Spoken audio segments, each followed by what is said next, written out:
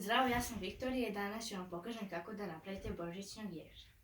Treba vam jedna čarapa, samo trebate da je isječete. Možete i svetliju, ali ja sam uzela ovu tamniju.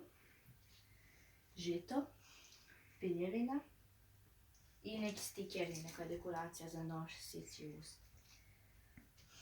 Prvo, stavite ovako, trebate da čarapu napunite piljevinom. Napravi jedan kružić.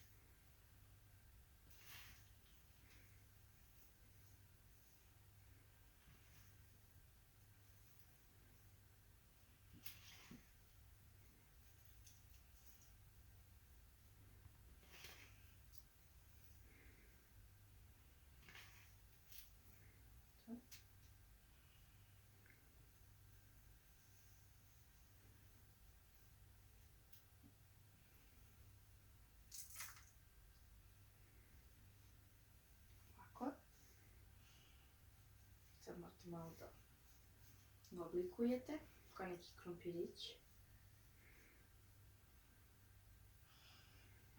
Onda stavite ovako i trebate polako da mu na leđe stavite žito.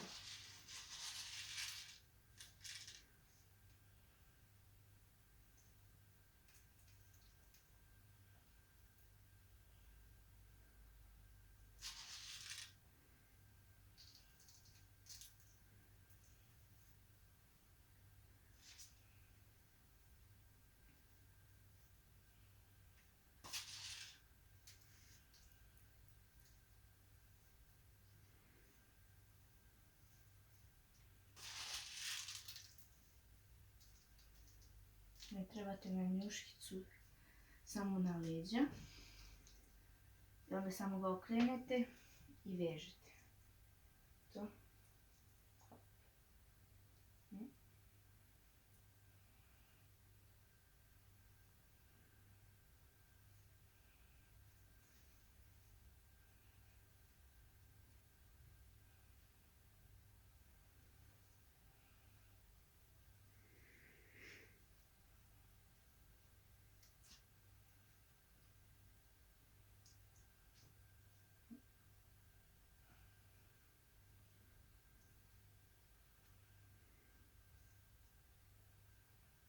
Dva puta trebate.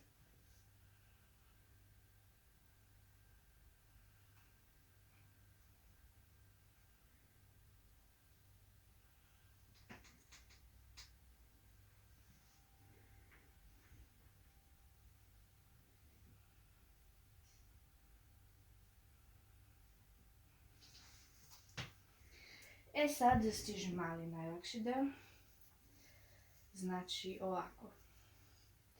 Sad možete da mu stavite nosić na njuškicu i oči.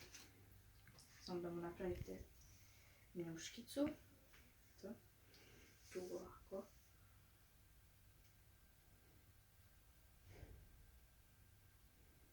Ovako otprilike. I da stavite. Ja sam uzela ove, možete i feutrine, kako se to kaže. Ili ovako se kečiće, samo da budu oči crne. To. Op.